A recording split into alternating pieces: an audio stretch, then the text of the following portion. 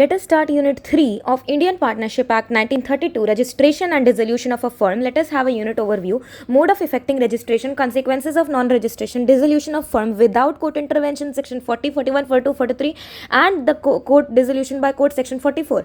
So dissolution by mutual agreement or simply agreement, it is section 40. Dissolution by operation or law or compulsory dissolution, 41.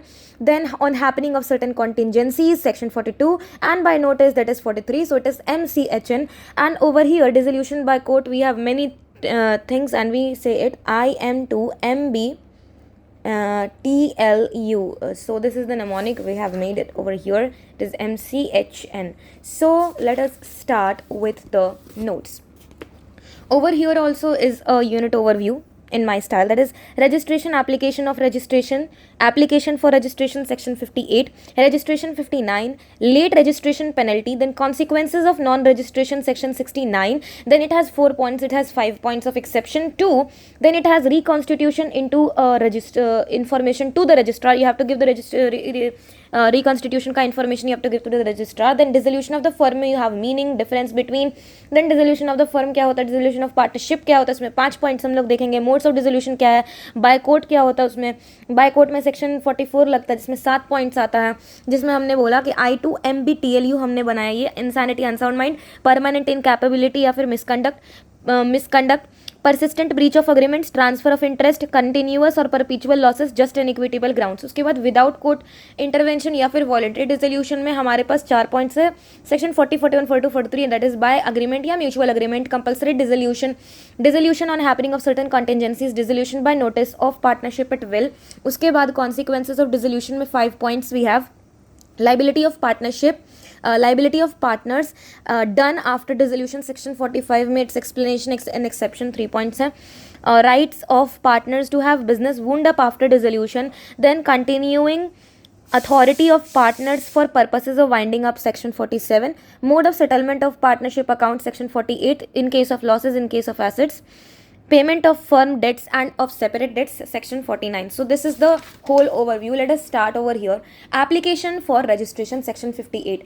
Registration of a firm may be effected at any time by sending by post or delivering to the registrar of that area in which any place of business is situated or purposed or proposed to be situated, a statement in the prescribed form and fee stating firm's name, place or principal place of business of the firm, name of any other places where the firm carries on business, date when each partner joined the firm, names in full and permanent addresses of the partners, duration of the firm, and these are the basic requirements what you have to do. Then statement shall be signed and verified by all partners or by their agents authorized. A firm name shall not contain any of the following words, namely crown, sorry, it's not gown, I'm so sorry, it's crown, emperor, empress, empire, imperial, king, queen, royal, or words expressing or implying the sanction, approval, or patronage of government, except when the state government signifies its consent to the use of such words as part of the firm name by order in writing. तो partnership में basically registrar of firms का होता है, उसमें हम लोग registration compulsory नहीं होता है, ये ऑप्शनल होता है, बट ऐसा बोला जाता है कि रजिस्ट्रेशन करवा लेना चाहिए बिकॉज नॉन रजिस्ट्रेशन के कॉन्सिक्वेंसेज बहुत ही ज़्यादा हार्श हैं. Okay, we will be reading it soon. तो एसोसिएशन होता है 2 और मोर पर्सन का, बिजनेस होता है प्रॉफिट फॉर शेयरिंग के लिए होता है, एग्रीमेंट होता है, ओके एग्रीमेंट होता है, म्यूचुअल एजेंसी होता है, association of person lawful person होता है, सब्सक्राइब पर्सन होता है, एक्ट एंड रूल्स होता है, आरओसी को अप्लाई करता है. ये उसके बाद ये तो कंपनी का हमने बता दिया प्रोसेस, एसोसिएशन ऑफ पर्सन, ये सब कंपनी का प्रोसेस है, हम लोग यहाँ पे देख लिए. अब रजिस्ट्रेशन ऑफ फर्म कैसे होता है, section 59. Registrar is satisfied then record an entry of the statement in the register of firms and file the statement, issue certificate of registration, effective date, registration is deemed to be completed as soon as an application in prescribed form, fee and necessary details of partnership is delivered to registrar. Recording of an entry in the ROF is a routine duty of registrar. Registration may also be effected even after a suit has been filed, but in that case it is necessary to withdraw the suit first, get the firm registered, and then file a fresh suit. Okay, so registration may also be affected even after a suit has been filed, but in the case it is necessary to withdraw the suit first, get the firm registered, and then you file a fresh suit. Late registration on payment of penalty, section 59A(1). If the statement is not sent or delivered within the time specified, then firm may be registered on payment of 100 rupee per year of delay on or a part thereof. Consequences of non-registration, section 69. 4 consequences हैं. Registration of firms is not compulsory as per Indian Partnership Act 1932. Yet the consequences or disabilities of non-registration have a persuasive pressure for their registration. तो हम लोग इसको बोलते हैं T2SL. Why? यहाँ पे देखो इसका नमोनिक है. No suit in a civil court by a firm or other co-partners against third law. हम लोग इंडियन रेगुलेटरी फ्रेमवर्क में टाइप्स ऑफ कोर्ट पढ़ चुके हैं ना. Civil law, criminal, civil court, no court, okay law था ये तो. Civil law, criminal law, common law और नेचुरल जस्टिस. ओके, ये तो सिविल कोर्ट हो गया. बाय फर्म और अदर को पार्टनर्स अगेंस्ट थर्ड पार्टी. तो क्रिमिनल कोर्ट में अलाउड है, केस आप कर सकते हैं क्रिमिनल कोर्ट में, बट सिविल कोर्ट में अलाउड नहीं है. Suit of by a firm or other co-partners against third party. The firm or any other person cannot bring an action against the third party for breach of contract entered unless the firm is registered and the persons suing are or shown in the register of firms as partners in the firm. No relief to partners for set off claim. तो if an action is brought against the firm by a third party, किसी भी तरीके का action आता है against the firm किसी तीसरे इंसान से, तो neither the firm nor partner can claim any set of. उनको किसी भी तरीके का सेट ऑफ नहीं मिलेगा. If the suit be valid for more than, अगर 100 रुपये से ज़्यादा का अगर वैल्यू रहेगा तो उनको कोई भी तरीके का सेट ऑफ रिलीफ नहीं मिलेगा. Aggrieved party can't bring legal action against other partner और द फर्म. तो जो अग्रीव्ड पार्टनर है उसी फर्म का, वो कभी भी लीगल एक्शन नहीं ले सकता है दूसरे पार्टनर्स के लिए या फिर अपने फर्म के खिलाफ. Partner of N unregistered firm is precluded from bringing legal action. The firm और alleged partner or have been a partner in the firm may sue for dissolution or for accounts and realization of his share when firm is dissolved. Third party can sue the firm. Now action can be brought against the firm by a third party. Exceptions: non-registration of a firm does not affect the following rights: right of third parties to sue the firm or any partners, right of partners to sue for dissolution or settlement of accounts or for realization of property, power of an official assignee, receiver of court to release the property of insolvent partner, right to sue or claim a set-off if the value of suit does not exceed 100 rupee in value, right to suit and proceedings instituted by legal representatives or higher of the deceased partner of the firm for accounts of the firm or to realize the property of the firm. तो ये जो 4 आपको consequences दिखे हैं ना, T2SL, what is it? Third party के against कोई भी सूट नहीं कर सकते आप. उसके बाद third party can sue the firm, ऐसा भी हो सकता है. SL क्या है? No relief to partners for set off claim. L क्या है? Aggrieved party can't bring legal action against other partner of the firm. इसी के एक्सेप्शन है हमारे पास कि non registration of the firm does not affect the following rights. Right of third parties, आपको third party स्यू कर सकते हैं फर्म को या फिर किसी भी पार्टनर को. Right of partner to sue for dissolution और settlement of accounts for the realisation of property. Property realise करने के लिए आप कर सकते हैं sue. Power of an official assignee, receiver of court to release the property of insolvent. जो insolvent partner है उसका प्रॉपर्टी रिलीज करने का पावर ऑफिशियल असाइनी या फिर रिसीवर ऑफ कोर्ट को रहता है.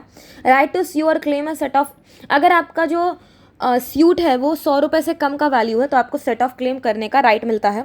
Right to suit and proceeding instituted by legal representatives और heir of the deceased partner of a firm for accounts of the firm and to realise the property of the firm. Now to sue a third party, firm must be registered.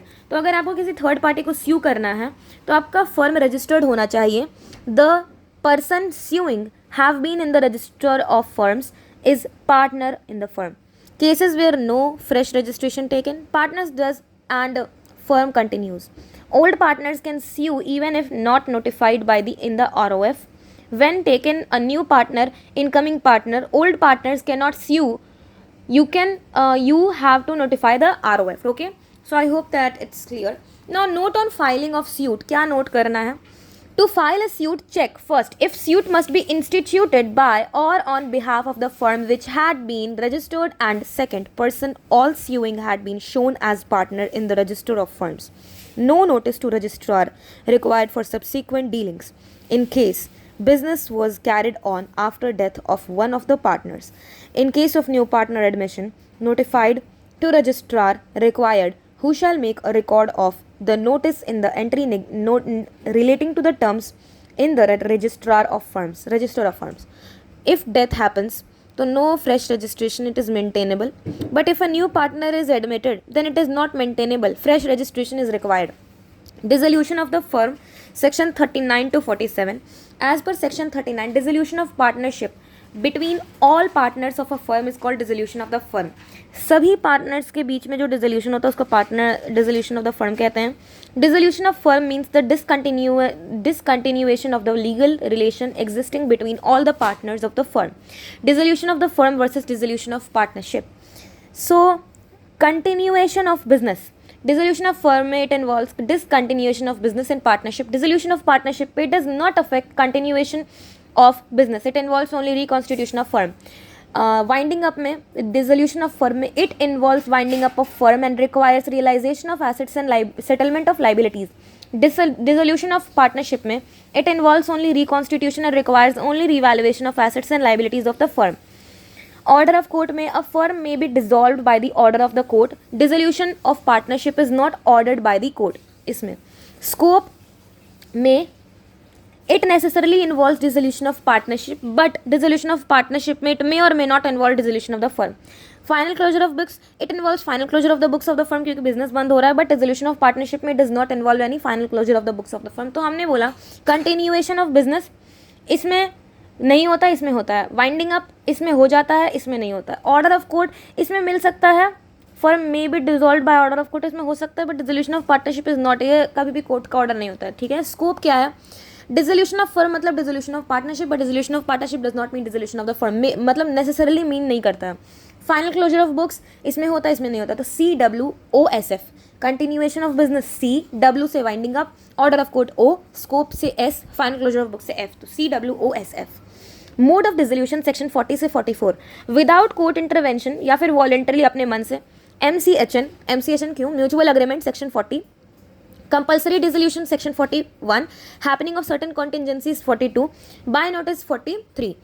Dissolution with court intervention में तो 44 आ जाए section, उसमें we have many things. तो dissolution by agreement section 40. Dissolution by agreement with the consent of all partners और subject to contract between partners. Compulsory dissolution section 41 by happening of any event which makes it unlawful for the business to be carried on or for the partners to carry on it partnership. Note, if there are one or more than one separate adventure or undertaking, illegality of one or more shall not cause the dissolution of the firm in respect of its lawful adventure or undertaking. यानी कि अगर there are one और more than separate adventure और undertaking, अगर ज़्यादा है, एक से ज़्यादा अगर कोई भी तरीके का एडवेंचर है, एडवेंचर यानी कि कोई मतलब इवेंट बेसिकली समझ लो है, तो इलीगलिटी ऑफ एक या एक से ज़्यादा का illegality does not cause the dissolution of the firm in respect of its lawful adventure और undertaking. Okay, now for example insolvency when all partners are adjudicated, या फिर ऑल बट एक्सेप्ट वन, यानी कि सारे के सारे इंसॉल्वेंट हो गए बस एक को छोड़ के, तब तो इस केस में इंसॉल्वेंट के कारण हो सकता है इलीगल या unlawful. Only one business undertaking illegal है या फिर अनलॉफुल है, या फिर एक से ज़्यादा अगर है तो जो लीगल है लॉफुल है वो चलेगा, जो नहीं है वो बंद हो जाएगा. Happening of certain contingencies 42. Subject to contract, firm में dissolve on if the firm is constituted for fixed period, then on expiry of the fixed term firm is constituted to carry one or more adventure than one on completion of adventure or undertaking by the death of a partner and by the adjudication of a partner as insolvent. Dissolution by notice of partnership at will. 43. By any partner giving notice in writing to all other partners stating intention to dissolve the firm. Date of dissolution mentioned. Then the firm is dissolved on the same date as mentioned, and if no date is mentioned from the date of communication of from the date of communication of notice. Okay, now mention date is not if not, then जो communicated date है वो. Now these were the things जहाँ पे हमें कि court का intervention का ज़रूरत नहीं है। सेक्शन 40, 41, 42, 43, 43, ठीक है। अगर कोर्ट का इंटरवेंशन है तो 44 सेक्शन लगेगा, इसमें 7 पॉइंट्स हैं। इनसैनिटी या फिर अनसाउंड माइंड का हो गया। Partner other then sleeping partner, जिसको डोरमेंट पार्टनर कहते हैं, तो जो नॉर्मल पार्टनर, जो एक्टिव पार्टनर होते हैं ना, वो तो अदर देन स्लीपिंग पार्टनर या फिर नॉमिनल पार्टनर को छोड़ करके बिकम अनसाउंड माइंड। कोई अगर इन लोगों को छोड़ करके कोई अनसाउंड माइंड हो जाता है, temporary sickness is no ground, तब हम लोग को कोर्ट का इंटरवेंशन चाहिए, क्योंकि हम लोग बोलते हैं कि कोई भी तरीके का डिसीजन लेने के लिए हमें सभी पार्टनर्स की सहमति, कंसेंट चाहिए होती है। लेकिन अगर कोई एक इंसान, एक पार्टनर कंसेंट देने के लायक पोजीशन में है ही नहीं, so how will we be able to like take that, ठीक है। तो इसीलिए हमें कोर्ट का इंटरवेंशन कराना जरूरी होता है, इंसैनिटी या फिर unsound mind. Permanent incapability, partner permanently incapable of performing his duties as partner may result from physical disability और इलनेस। तो अगर किसी तरीके का फिजिकल डिसेबिलिटी हो गया तो मिसकंडक्ट में we have affect prejudicially the carrying on business, not necessary that misconduct must be related to business, important in adverse effect of misconduct on business। तो मिसकंडक्ट किसी भी तरीके का हो सकता है, prejudicially the carrying on business, not necessary that misconduct must be related to business, ऐसा जरूरी नहीं है कि वो बिजनेस से रिलेटेड हो। Important in adverse effect of misconduct on business, persistent breach of agreement, persistent यानी लगातार, विलफुली और persistent breach relating to management और कंडक्ट और matters relating to business that it is not reasonably practical to carry on business।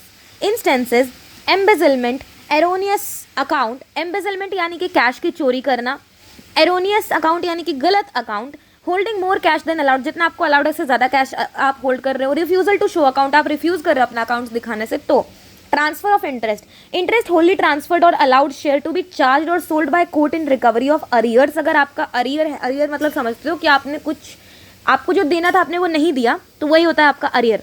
तो अगर interest Holi transfer या फिर allowed share to be charge और sold by court in recovery of arrears, continuous perpetual losses यानी कि लगातार आपको loss हो रहा है, कोई भी तरीके का प्रॉफिट नहीं हो रहा है, business can't be carried on except losses. और 7th just and equitable grounds में डेडलॉक इन मैनेजमेंट आ गया, यानी कि 50-50 प्रॉफिट भी नहीं हो रहा है, लॉस भी नहीं हो रहा है। पार्टनर्स आर नॉट टॉकिंग, यानी पार्टनर्स एक दूसरे से बात नहीं कर रहे हैं। लॉस ऑफ सबस्ट्राटम यानी कि ऑब्जेक्ट का लॉस हो गया है। गैम्बलिंग कर रहे हैं, यहाँ पर स्टॉक मार्केट का कुछ काम कर रहे हैं आप गैम्बलिंग वगैरह में, तो यहाँ पे आ जाएगा हमें कोर्ट का intervention. I2 MBTLU, insanity unsound mind, permanent incapability का I, मिसकंडक्ट का M, परसिस्टेंट ब्रीच का हमारा आ जाएगा ब्रीच का B, ट्रांसफर ऑफ इंटरेस्ट का आ जाएगा हमारे पास T, और कंटिन्यूअस परपीचुअल लॉसेस का L, और जस्ट एंड इक्विटेबल ग्राउंड्स का हमारे पास आ जाएगा U। ओके, ठीक है। तो दीज वर द थिंग्स जहाँ पे हमें कोर्ट का इंटरवेंशन का जरूरी होता है। Now consequences of dissolution section 45 से 55, और इसका हमने नेमोनिक बनाया है AWCSD क्यों। सेक्शन 45 है liability for acts of partners done after dissolution A, ठीक है। उसके बाद है section 46 right of partners to have business wound up after dissolution W। 47 है C continuing authority of partners for purposes of winding up. उसके बाद है हमारे पास S section 48 mode of settlement of partnership account. उसके बाद है 49 का हमारे पास D payment of firm debts और सेपरेट डेट्स। तो हमारे पास बोला AWCSD 45, 46, 47, 45, 46, 47, 48 एंड 49। तो ये हमारे पास सेक्शंस आर नीडेड। अब देखो एक वन बाय वन हम लोग पढ़ते हैं।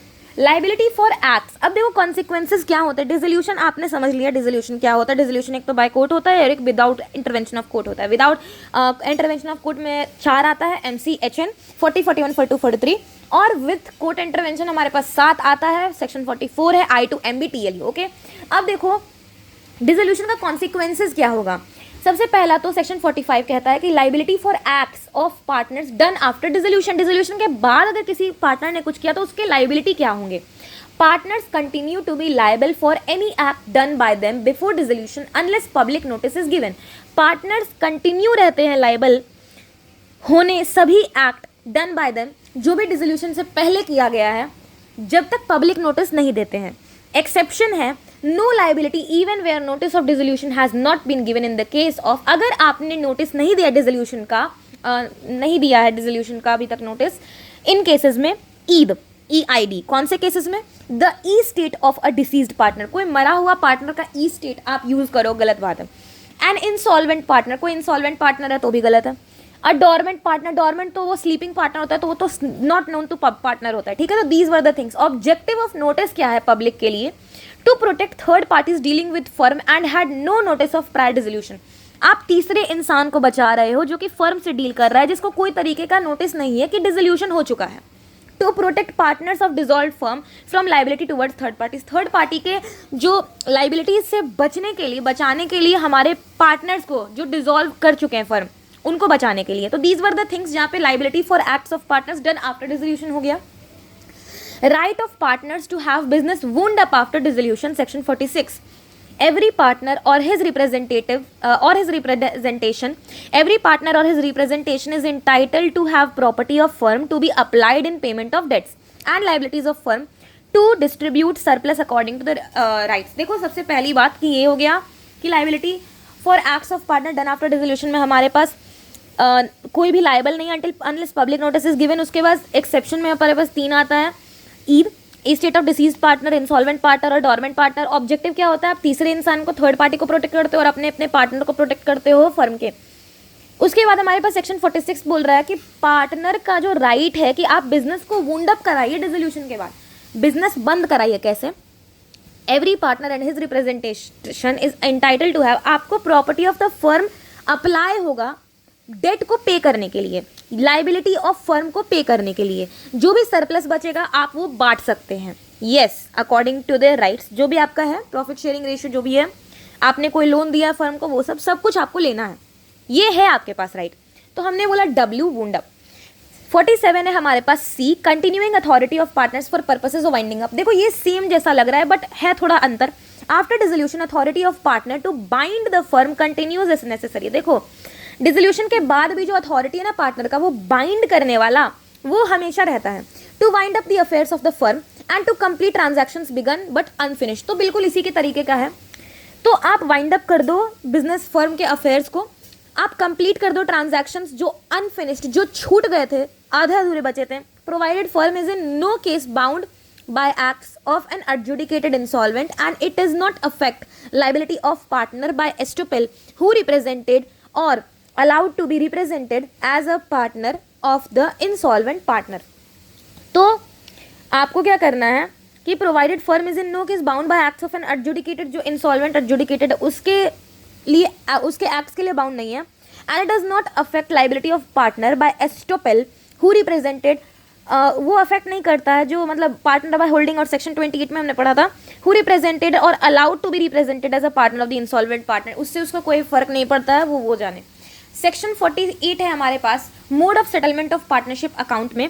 Following rules shall subject to agreement be observed losses including deficiencies of capital में first paid out of profits. देखो सेटलमेंट कैसे आप करोगे पार्टनरशिप अकाउंट का, ये बता रहा है सेक्शन 48। तो ये रूल्स आपको अपनाना है। पहले आपको प्रॉफिट से पे करना है, उसके बाद आपको कैपिटल का यूज़ करना है, उसके बाद अगर फिर भी कम पड़े तो इंडिविजुअली जो आपका प्रॉफिट शेयरिंग रेशियो है वो पार्टनर्स लाएंगे घर से, ठीक है। तो first out of profits, next out of capital, lastly if necessary partners individually in proportion of profit sharing. Assets including deficiencies of capital must be applied in the following manner. आपके जो assets है ना firm के, उसको पहले आप कैसे use करोगे? सबसे पहले तो थर्ड पार्टी का पेमेंट करो in paying the debts of the firm to third parties. उसके बाद पार्टनर जो एडवांस नहीं है 6% पर एनम के इंटरेस्ट के साथ उसको पे करो। In paying to each partner due to him from capital, जो आपका कैपिटल है ना, वो कैपिटल के अलावा जो आपने दिया, जिसको हम लोग लोन कह रहे हैं ना, एडवांस जो पार्टनर दे रहा है, उसको दो 6% पर एनम के इंटरेस्ट के साथ, या फिर जो भी अग्रीड है, ठीक है। कैपिटल पे कर दो, बाकी बचा हुआ जो पार्टनर का कैपिटल है जो लगाए थे वो लोग। In paying to each partner due to him on account of capital and उसके बाद अगर कुछ भी बच जाता है तो उसको प्रॉफिट शेयरिंग रेशियो में डिस्ट्रीब्यूट कर दो, ओके। तो residue if any shall be divided into proportions of profit. Section 49 है payment of firm debts and of separate dates.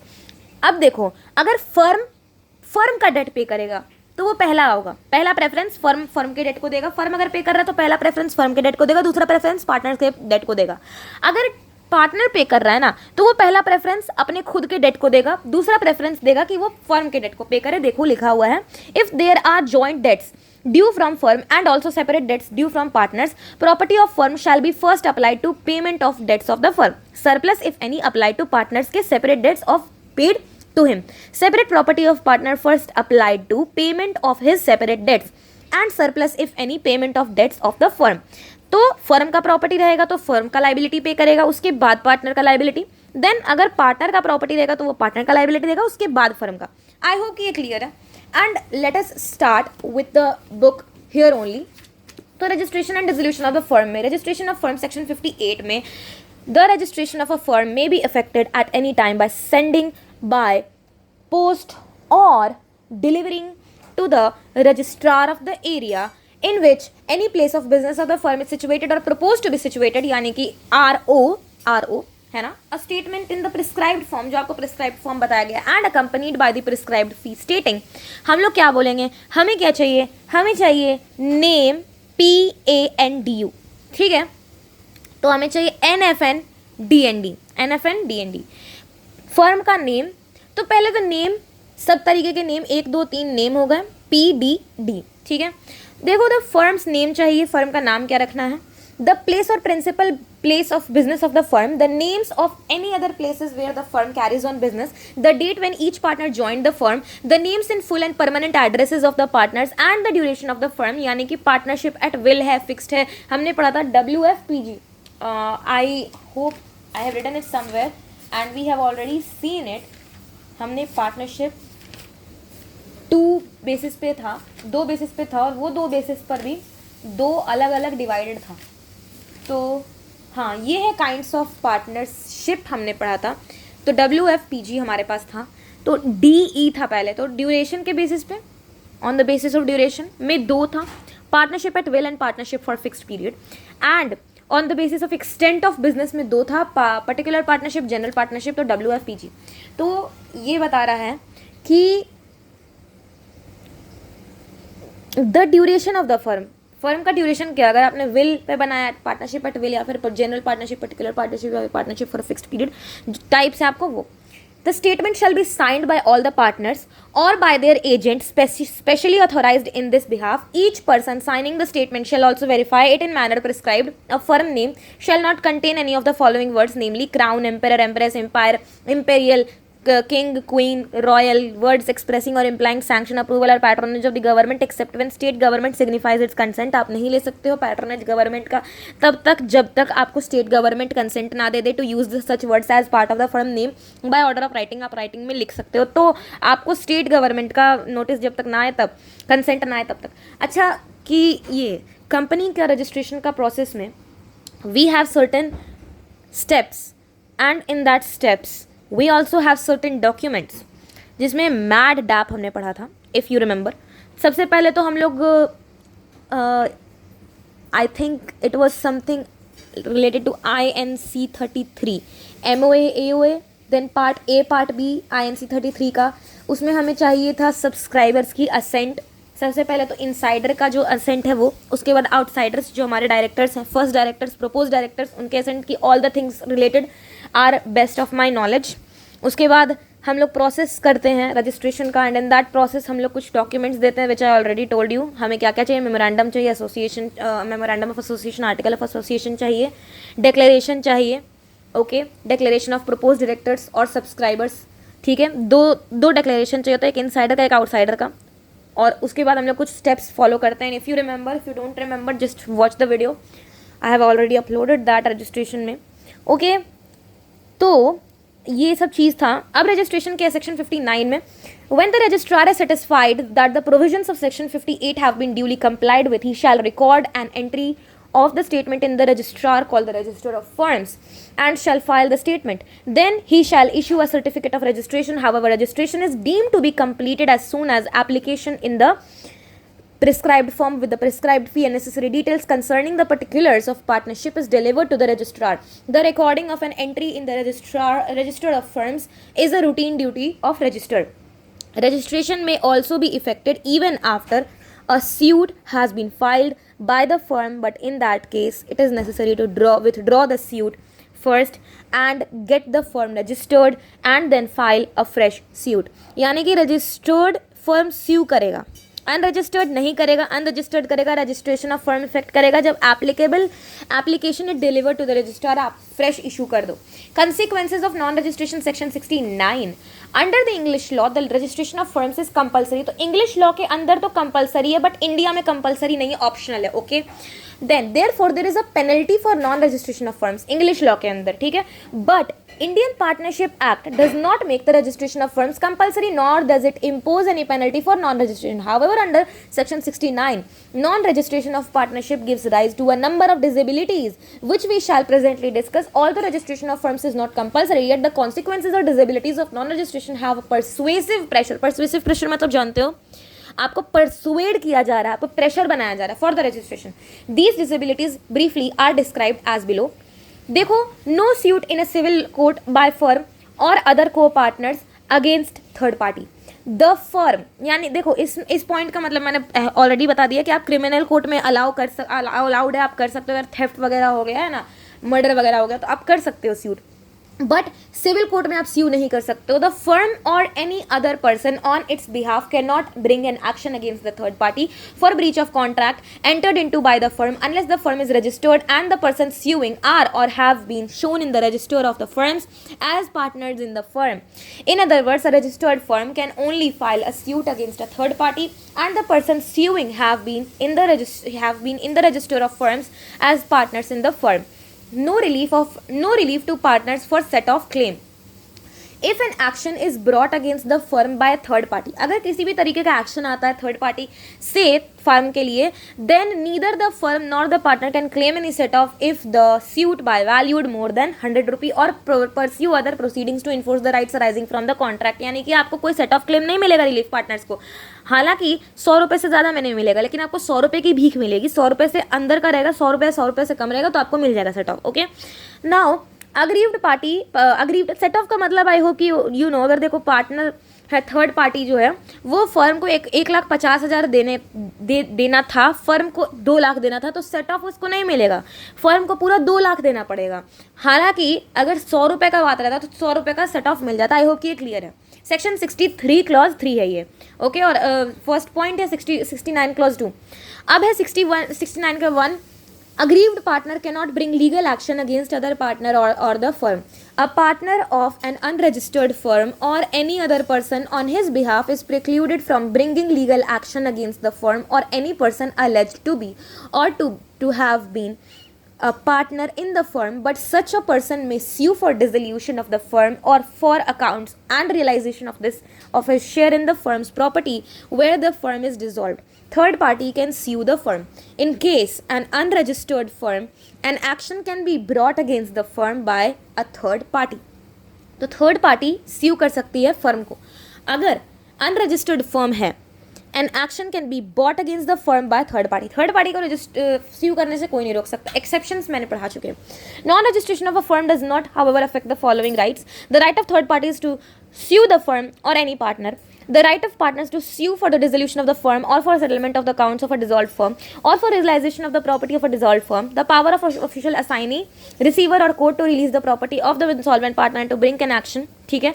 The right to sue or set और क्लेम है set off it value, अगर 100 रुपये से कम का है वो, तो the right to suit and proceedings instituted by legal representatives और heirs of the deceased partners of the firm for accounts of the firm और realise the property of the firm. Example है, A and company is registered as a partnership firm in 2017 with ABC Partners. In 2018, A dies.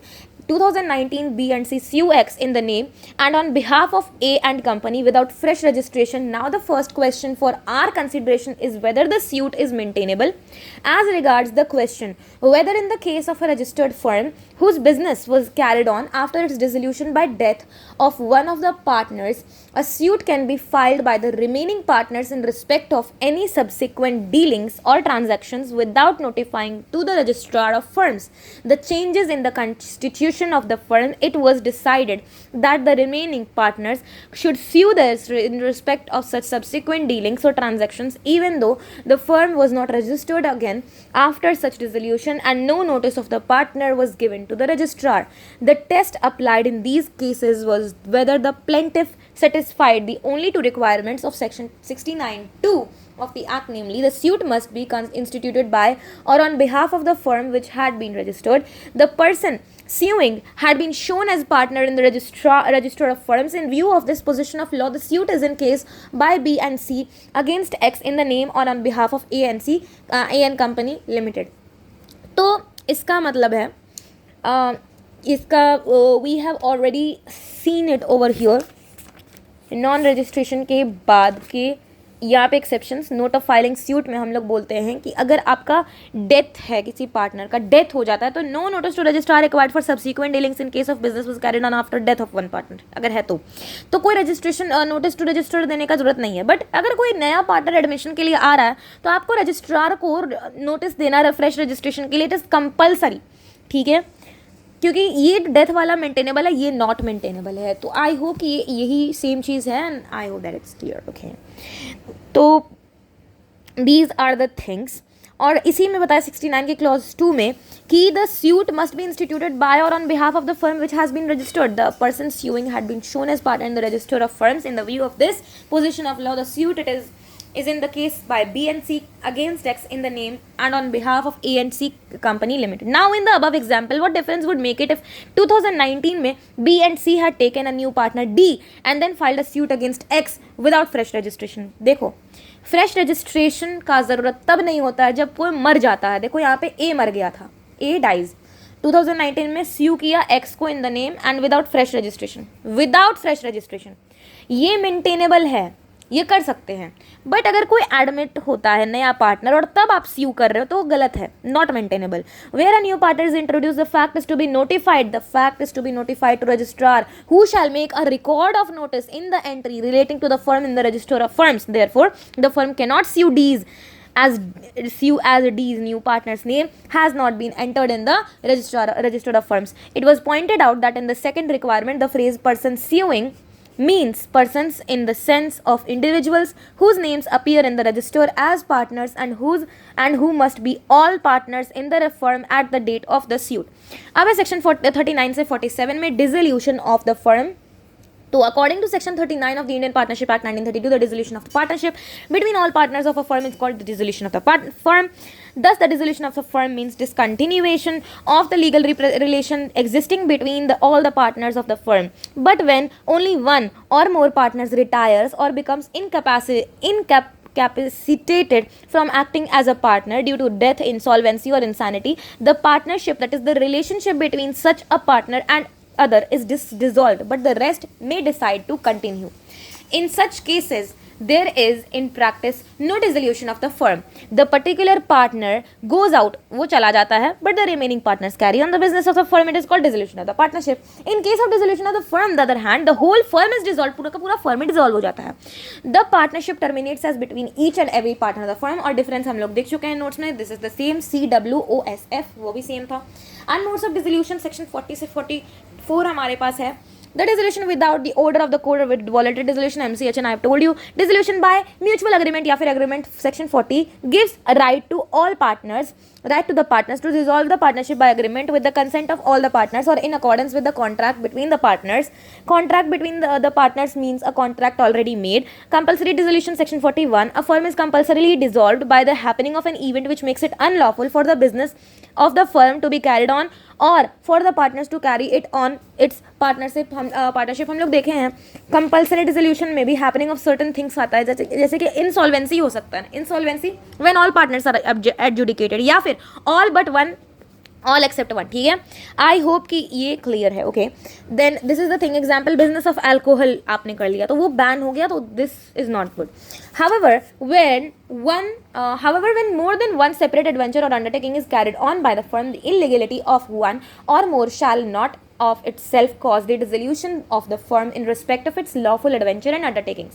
A firm is carrying on the business of trading a particular chemical and a law is passed which bans on the trading of such a particular chemical, the business of the firm becomes unlawful, and so the firm will have to be compulsorily dissolved. Dissolution on the happening of certain contingencies, section 42. Subject to contract between the partners, a firm can be dissolved on the happening of any of the following contingencies: where the firm is constituted for a fixed term, on the expiry of the term, where the firm is constituted to carry out one or more adventures or undertaking, then by completion thereof, by the death of a partner, and by the adjudication of a partner as an insolvent. Dissolution by notice of the partnership at will, section 43. Where the partnership is at will, the firm may be dissolved by any partner giving notice in writing to all the other partners of his intention to dissolve the firm. In case date is mentioned in the notice, the firm is dissolved as from the date mentioned in the notice as the date of dissolution, or in case the date is no date is mentioned as from the date of the communication of the notice. So I hope कि clear है. Dissolution by notice कैसे होगा? अगर आपका notice देने का है तो दीजिए, नहीं अगर date is mentioned in the notice, in case date is mentioned in the notice, date mentioned पे वो dissolve होगा. पार्टनरशिप एट विल पे तो पार्टनरशिप एट विल यानी कि जब मन करो कब, गिविंग नोटिस, आप राइटिंग में नोटिस दे दो सब पार्टनर को, इंटेंशन डिसॉल्व करने का दे दो, हो जाएगा. अगर डेट मेंशन है नोटिस में तो जो डेट मेंशन है ना उस दिन फर्म डिसॉल्व होगा. बट अगर डेट मेंशन नहीं है तो डेट ऑफ कम्युनिकेशन जिस दिन बात हुआ नोटिस का उस दिन. Dissolution by the court, section 44. आई टू MBTL U क्या है और J. I to MBTL J है, U नहीं. ओके. इनसैनिटी और unsound mind, where a partner, not a sleeping partner या फिर नॉट अ नॉमिनल पार्टनर भी लिख दो. Not a sleeping nor a nominal partner, ना तो स्लीपिंग होना चाहिए ना तो नॉमिनल पार्टनर होना चाहिए, सिर्फ नाम का. Has become of unsound mind, the court may dissolve the firm on a suit of the other partners or by the next friend of the insane partner. Temporary sickness is no ground for dissolution. Example 3. ABC partners हैं firm के. A has severe infection and got typhoid. Due to this, he was not able to conduct business for few weeks. ठीक है, इसके कारण illness के कारण can not be treated as a ground of dissolution. इसका कारण नहीं है डिसोल्यूशन, आप नहीं कर सकते हो. तो एक्टिव पार्टनर को करना है इंसानिटी और अनसाउंड माइंड. अगर एक्टिव पार्टनर का इंसानिटी अनसाउंड माइंड हो गया तो ओके. स्लीपिंग पार्टनर का इंसानिटी अनसाउंड माइंड हुआ तो नहीं. नॉमिनल पार्टनर का हुआ तो भी, क्योंकि नॉमिनल पार्टनर का मतलब होता है नाम का पार्टनर. ठीक है, नाम का पार्टनर. यानी कि हमने बोला कि एक्टिव पार्टनर या फिर नॉमिनल पार्टनर इंसेन हो जाए या फिर अनसाउंड माइंड का हो जाए तो नॉमिनल पार्टनर और एक्टिव पार्टनर ठीक है, ये ठीक है, ये था. अदर देन स्लीपिंग पार्टनर में तो सारे आ गए ना. Okay, partner by holding out भी आ गया इसमें तो. Okay. Permanent incapacity, when a partner other than the partner suing has become in any way permanently incapable of performing his duties as partner, then the court may dissolve the firm. Such permanent incapacity may result in physical disability और illness. किसी तरीके का physical disability या फिर illness हो गया तो आपको ये बंद कर दिया जाएगा, डिसोल्यूशन हो जाएगा. मिसकंडक्ट, कोई नेगेटिव इम्पैक्ट आ रहा है फर्म के बिजनेस पे, not relating to the firm, तब बंद हो जाएगा. Where a partner other than the partner suing is guilty of conduct which is likely to affect prejudicially मतलब negatively the carrying on of business, the court may order for dissolution of the firm by giving regard to the nature of the business. It is not necessary that misconduct must relate to the conduct of the business. The important point is the adverse effect of misconduct on the business. In each case, nature of business will decide whether an act is misconduct or not. तो nature क्या है business का, वही decide करेगा कि वो act misconduct है या फिर नहीं है. Persistent breach of agreement, where a partner other than the partner suing willfully or persistently commits breach of agreements relating to the management of the affairs of the firm or the conduct of its business, or otherwise so conduct himself in matters relating to the business that it is not reasonably practicable for others partners to carry on the business in partnership with him, then the court may dissolve the firm at the instance of any of the partners. क्या हो सकते हैं category of breach of contract? Embezzlement, चोरी, cash की चोरी, keeping erroneous account, holding more cash than allowed, refusal to show accounts despite repeated request. तो ये सब चीजें हैं जब आपका परसिस्टेंट ब्रीच ऑफ अग्रीमेंट हो जाए. एग्जाम्पल है, if one of the partners keep erroneous account and omits to enter receipts, और if there is a continued quarrels between the partners, there is such a state of things that destroys the mutual confidence of partners, the court may order to dissolve the firm. Transfer of interest, where a partner other than the partner suing has transferred the whole of its interest in the firm to the third party, or has allowed his share to be charged or sold by the firm in the recovery of arrears of land revenue due by partners, the court may dissolve the firm at the instance of any other partner.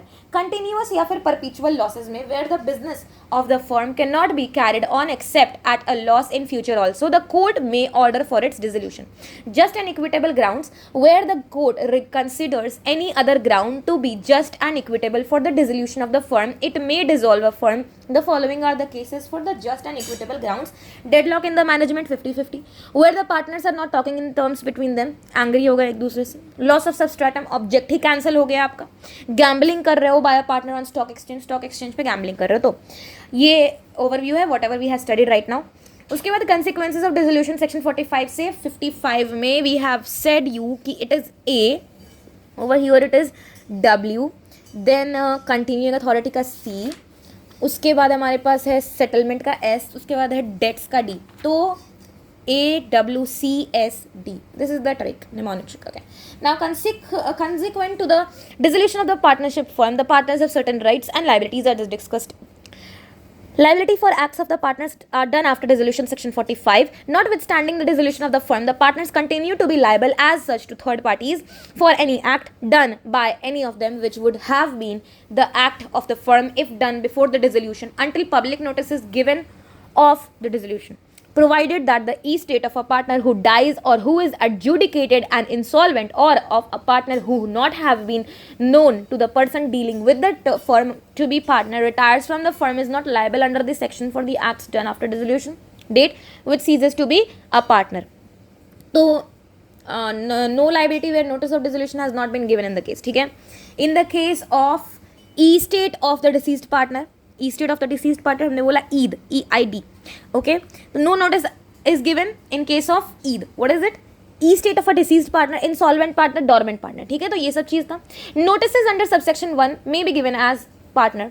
Section 45 के पास ना section 45 के पास to fold objectives हैं. आप protect कर रहे हो third party dealing with the firm who had no notice of prior dissolution and it also seeks to protect partners. आप third party को भी प्रोटेक्ट कर रहे हो, पार्टनर्स को भी प्रोटेक्ट कर रहे हो of a dissolve firm from liability towards third parties. Okay okay clear. Example 5. X and Y, who carried on business in partnership for several years, executed on December 1 a deed dissolving the partnership from the date, but failed to give a public notice of the dissolution. On December 20, X borrowed in the firm's name a certain sum of money from R, who was ignorant of the dissolution. In such a case, Y also would be liable for the amount because no public notice was given. However, there are exceptions of the rule stated in above example, that is even where notice of dissolution has not been given. There will be no liability for subsequent acts in the case of the estate of the deceased partner, an insolvent partner or a dormant partner, that is a partner who was not known as a partner to the person dealing with the firm. ठीक है, तो ये चीज़ हमें नहीं लेनी. Okay, exceptions है rule के, ये एक्सेप्शंस है. Now, rights of partners to have business wound up after dissolution 46. On the dissolution of the firm, every partner or his representative is entitled as against all the other partners or their representatives to have the property of the firm applied in the payment of the debts and liabilities of the firm, and to have the surplus distributed among the partners or their respective representatives according to their rights. Section 47 बताता है continuing authority of partners for purposes of winding up. After the dissolution of a firm, the authority of each partner to bind the firm and the other mutual rights and obligations of the partners continue notwithstanding the dissolution as far as may be necessary to wind up the affairs of the firm and to complete transactions begun but unfinished at the time of dissolution but not otherwise. Now, provided that the firm is in no case bound by the acts of a partner who has been adjudicated insolvent, but this proviso does not affect the liability of any person who has after the adjudication represented himself or knowingly permitted himself to be represented as a partner of the insolvent. Mode of settlement of partnership accounts. Section 48. In settling the accounts of a firm after the dissolution, the following rules shall subject to agreement by the partners be observed. Losses including deficiencies of capital shall be paid first out of profits, next out of capital, and lastly if necessary by the partners individually in the proportion in which they were entitled to share profits. The assets of the firm including any sums contributed by the partners to make up deficiencies of capital must be applied in the following manner and order. In paying the debts of the firm to third parties, in paying to each partner ratably what is due to him, यानी कि loan जो advance दिया है from firm for advances as distinguished from capital, in paying to each partner ratably what is due to to him on account of capital and, यानी कि capital वापस करना, और अगर कुछ बच जाएगा तो it shall be divided among the partners in the proportion in which they were entitled to share the profits. X Y partners are sharing profits losses equally, यानी कि 1:1 है. एक्स मर गया. On taking partnership accounts it transpired that he contributed 6,60,000 to the capital of the firm. Y 40,000. Assets है हमारे 2 लाख के. इन सच a situation दो deficiency हमारा 6,60,000 प्लस 40,000 माइनस कर दो एसेट इसका 2 लाख जो कि 5 लाख है. Would have to be shared equally. इसको इक्वल हमें बांटना पड़ेगा बाय वाई एंड एक्स के ईस्टेड को. If in the above example the agreement provided that on dissolution of the surplus assets would be divided between the partners according to their respective interest in the capital and to the dissolution of the firm a deficiency of capital was found, then the assets would be divided between the partners in proportion to their capital with the result that X का estate would be the main loser. वो main loser रहेगा क्योंकि वो सबसे ज़्यादा ना इसमें invest किया है. Payment of firm debts and of separate debts section 49 where there are joint debts due from the firm and also separate debts due from a partner, the property of the firm shall be applied in the first instance in payment of that firm's debt, and therein is surplus, then the share of each partner shall be applied to payment of his separate debts or paid to him. The separate property of any partner shall be applied first in the payment of his separate debts or surplus, and if any in the payment of debts of the firm. This is the summary, and after that let us have a quick look at the questions. Registered firm optional है, but non-registration के 4 भयानक consequences हैं. You know it. An unregistered firm cannot claim a set of more than if it is more than 100 rupees. ठीक है, more than 100 rupees. As per accepted view, the registration of the firm is considered complete when complete application of registration is filed with the registrar. This is necessary. Partnership firm is compulsorily dissolved where all partners have become insolvent या फिर the fixed term has expired only. Sorry. Only the compulsorily कब dissolve होता है, या तो सभी partners insolvent हो जाएं या तो फर्म बिजनेस अनलॉफुल हो जाए. ओके, या फिर you are like selling alcohol and alcohol is banned in your country, like that. On which of the following grounds a partner may apply to the court for dissolution of firm. I2 MBTLU, that is section 44 में 7 things are there, और उसमें से कुछ ये हैं. Which of the following is does not constitute a ground for dissolution by court? तो insolvency of partner does not constitute a ground for dissolution by court. ये सब करता है but ये नहीं करता. Upon dissolution of the firm, losses including deficiencies of capital shall be paid first out of profits, then out of capital, and then if necessary then profit sharing ratio में. Okay. Public notice in case of the firm is not required in case of admission of the partner, but dissolution of the partner में public notice in case of a firm is not required in case of admission of a partner. No, I think it was dissolution of the firm. Let me just check. 8 का 8. Public notice in case of a firm नहीं ज़रूरत है अगर admission होता है partner का. Dissolution में भी ज़रूरत नहीं है, एक्सपल्जन में भी, रिटायरमेंट में भी. डिसोल्यूशन में ज़रूरत है, एक्सपल्जन में और रिटायरमेंट में भी ज़रूरत है. पब्लिक नोटिस में ज़रूरत नहीं, एडमिशन में. Okay. Which the following do not constitute ground for dissolution by court. तो एक्सपल्जन ऑफ अ पार्टनर नहीं करता है. Dissolution of partnership between all partners को डिसोल्यूशन ऑफ द फर्म कहते हैं. Partnership firm has to be registered with registrar of the firm, section 39 में हमने पढ़ा. In settling the accounts after dissolution the firm's assets shall be first applied to losses including deficiencies of capital. XYZ partners हैं, due to differences amongst the partners there is deadlock, यानी कि 50-50 हो गया. तो court का intervention चाहिए. बिल्कुल. yes on just and equitable grounds. A firm is compulsorily dissolved on the business of the firm becoming illegal due to happening of an event. कुछ ऐसा contingency हो गया इस वजह से. The partnership deed does not include the date when each partner exit the firm. Mr. A partner है ABC Associates giving notice in writing to all the other partners कि Mr. B and Mr. C of his intention to dissolve the firm on इतना. Such notice was dated इतना. In the given date, the firm stands dissolved. जो date dissolve का था, जो date mentioned था, such notice was dated नहीं, ये वाला date 1, 9 and 20. Okay. A firm may be dissolved with the consent of all partners or in accordance with the contract between the parties. Such dissolution is known as dissolution by agreement. The statement for the purposes of registration under section 58 का 1 of the Indian Partnership Act 1932 can be signed by all the partners or by their agents specially authorized in this behalf. These are the questions का answer. And descriptive questions में procedure of registration I have already told you of partnership, उसमें जो भी necessary documents हैं you know it. Okay, name चाहिए firm का name चाहिए और बाकी अदर प्लेसेस जहाँ पे वो कैरी कर रहा है बिजनेस। उसके बाद जो नेम्स हैं वो full and permanent address of the partners. उसके बाद हमें ड्यूरेशन चाहिए बिजनेस फर्म का। उसके बाद हमें चाहिए प्लेस और principal of business of the firm, then date when each partner join the firm. These are the things which are necessary. और ये सब करने के बाद हमारे पास बेसिकली 3 पॉइंट्स हैं। फर्स्ट पॉइंट में all the necessary documents, second में तो साइनिंग, और थर्ड पार्ट में कोई भी आपको इस तरीके का नाम नहीं यूज़ करना है जो कि आप लाइक आप पैट्रोनेज ले रहे हो। What is dissolution of partnership firm take place under the provision of the Indian partnership act 1932। Okay, dissolution of the firm explain कर देना। Dissolution of the firm section 39 से सेक्शन 44 तक मेंशन कर देना, which we have already study. Indian Partnership Act does not make the registration of the firm compulsory, nor does it impose any penalty for non-registration. But आपका non-registration का consequences इतना खतरनाक है कि आपको वो persuasive pressure देता है. In order to even discuss the consequences, these are the things of the consequences. No suit in civil court, that is said T2SL.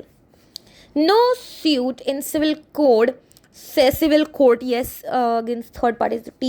No relief of set off का कोई relief नहीं मिलेगा apart from अगर less than 100 है तो aggrieved party cannot bring legal action, तो legal action नहीं ले सकते. Third party can sue the firm. Okay, so these are the things, and this is the end of the chapter Indian Partnership Act 1932. And quickly let us go to this chapter 5, the Limited Liability Partnership Act 2008.